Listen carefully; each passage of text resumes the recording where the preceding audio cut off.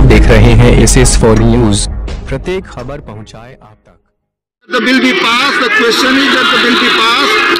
Those in favor will please raise their hands and say aye. Those against you please raise their hands and say no. I think the ayes have it. The ayes have it. The ayes have it. The bill is passed.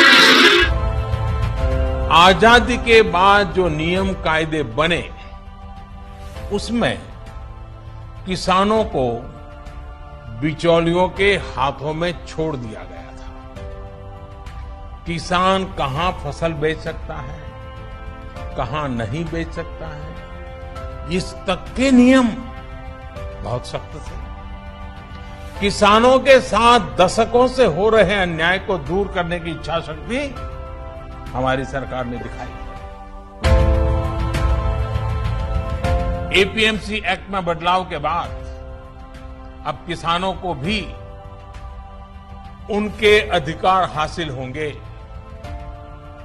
किसान अब जिसे चाहे, जहां चाहे और जब चाहे अपनी फसल अपनी शर्तों पर, किसान की शर्तों पर वो फसल बेच सकते हैं। जो बिचौलिए होते हैं, जो किसानों की कमाई का बड़ा हिस्सा खुद ले लेते हैं, उनसे बचाने के लिए विधेयक लाए जाने बहुत आवश्यक थे। ये विधेयक किसानों के लिए रक्षा कवच बनकर के आए हैं। आपको ये जानकर आश्चर्य होगा कि उत्तर प्रदेश के सहारनपुर का कोई किसान अपने पड़ोसी राज्य हरियाणा के यमुनानगर में जाकर अपनी फसल नहीं बेच सकता। उसे अपनी फसल को अपने ही जिले की मंडी समिति को बेचना पड़ता है। यही अभी तक का कानून रहा है। मंडियों में बिचौलियों का एक जाल होता है जिसमें किसान फंस जाते हैं। हर मंडी में बिचौलियों का कब्जा होता है और किसान उसके सामने बड़ा असहाय रहता है। फसल आने से पहले ही बिचौलियों से कर्जा ले लेते हैं और फिर उस कर्ज के बोझ में दब जाते हैं। इस कर्ज से बाहर निकलना किसानों के लिए कई बार बहुत मुश्किल हो जाता है और फिर किसानों की आत्महत्या के जो मामले हम सुनते हैं, देखते हैं, पढ़ते हैं, उनमें बहुत सारे मामले इस कर्ज से ही जुड़े होते हैं, क्योंकि किसान कर्ज तो ले लेता है लेकिन चुका नहीं पाता। मोदी सरकार ने इसी व्यवस्था को अब समाप्त कर दिया है और इसके लिए सरकार ने 3 नए विधेयक बनाए हैं जिन्हें लेकर अब राजनीतिक विवाद हो रहा है, राजनीति हो रही है। पहले तो आप ये समझिए ये 3 विधेयक क्या हैं, इनमें क्या लिखा है। पहला बिल एग्रीकल्चर मार्केट के बारे में है। ये बिल किसानों को ये पूरी छूट देता है कि वो अब अपनी फसल जहां चाहें वहां बेच सकते हैं।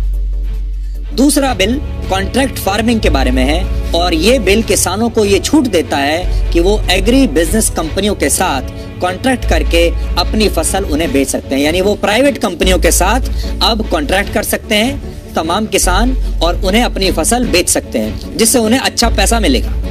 तीसरा बिल है आवश्यक वस्तु अधिनियम यानी एसेंशियल कमोडिटीज एक्ट, जिसमें अनाज, दालों, प्याज और आलू जैसी चीजों को आवश्यक वस्तुओं की श्रेणी से बाहर रखने की बात की गई है।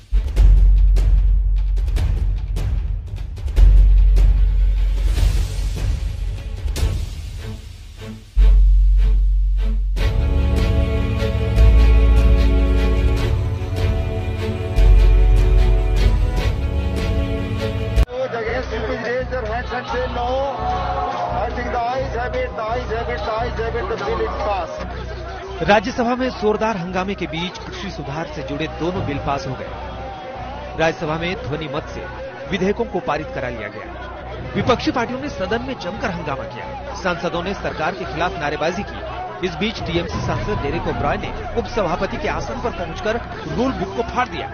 टीएमसी का आरोप है कि उपसभापति नियमों के खिलाफ फैसला ले रहे हैं।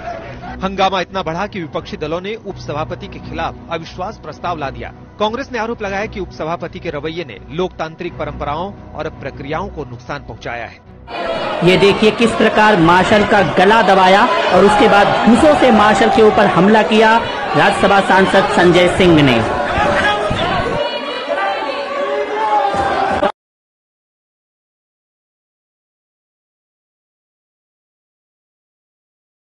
ये दोबारा ध्यान से देखिए कैसे गला दबा रहे हैं मार्शल का। के अन्नदाता किसान अपने गुस्से और शंकाओं के साथ सड़कों पर हैं। किसानों के मन में शंका है, उन्हें डर है कि नई व्यवस्था कहीं उन्हें बर्बाद न कर दे। किसानों का सबसे बड़ा डर न्यूनतम समर्थन मूल्य खत्म होने को लेकर है। हालांकि सरकार इस डर को गलत बता रही है। सरकार का कहना है कि नए बिल से बिचौलिए खत्म होंगे, पर किसानों को भरोसा नहीं, वो शंका कर रहे हैं। किसानों को डर है कि नई व्यवस्था में बड़े किसान तो तमाम परेशानियों का सामना कर लेंगे, लेकिन छोटे किसान व्यापारियों के हाथों में फंस जाएंगे। किसान पूरी तरह से बाजार के भाव में फंस जाएंगे और वो इसके खिलाफ कोर्ट भी नहीं जा सकेंगे। हालांकि सरकार हर आरोप पर विस्तृत जवाब दे रही है। पिछले दिनों ई नाम प्रोजेक्ट पर खरीद हम लोगों ने शुरू की।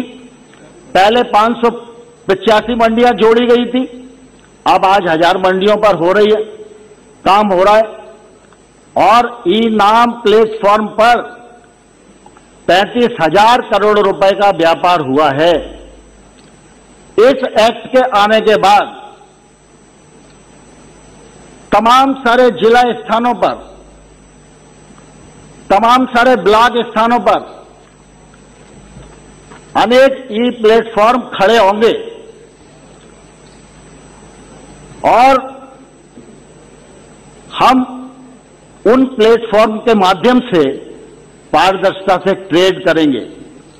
कोई भी ई प्लेटफॉर्म, कोई भी व्यापारी अमानत में खयानत नहीं कर सकता है।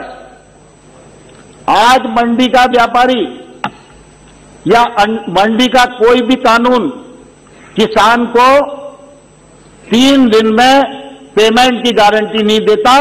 आज का यह विधेयक किसान को 3 दिन में पेमेंट होने की गारंटी देता है। लेकिन जैसा मैंने कहा कि डिप्टी चेयरमैन राज्यसभा के, उनके साथ जो दुर्व्यवहार हुआ है, प्रत्यक्ष सारे देश ने अपनी आंखों से उसे देखा है। हरवंश जी पत्रकारिता क्षेत्र में लंबे समय तक उन्होंने काम किया है और लोग अच्छी तरह परिचित हैं। मूल्यों में विश्वास रखने वाले, वैल्यूज के प्रति कमिटमेंट, एक ऐसे व्यक्तित्व के रूप में उनकी छवि रही है।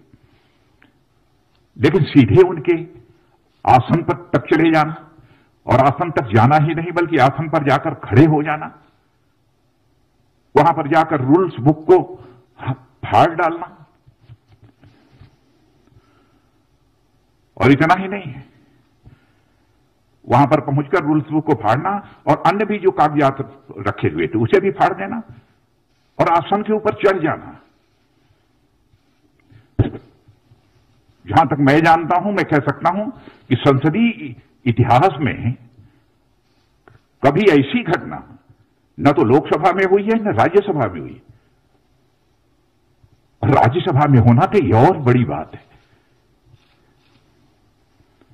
राज्यसभा को हम हाउस ऑफ एल्डर्स कहते हैं। संसदीय परंपराओं में विश्वास रखने वाला कोई भी व्यक्ति निश्चित रूप से इस प्रकार की घटना से आहत होगा। आज बहुत बड़ा दिन है किसान भाइयों, हम सब के लिए। क्यों मैं हम सब इसलिए कह रहा हूं कि मैं खुद भी किसान हूं। ये मेरे खेत की सरसों है, ये मेरे खेत की गेहूं है, कणक है। मैं खुद किसान हूं, पिछले 20 साल से अपने खेतों में चीजें उगा रहा हूं, और इस बार गाजर, मूली, शकरकंदी भी मैंने लगा रखी है।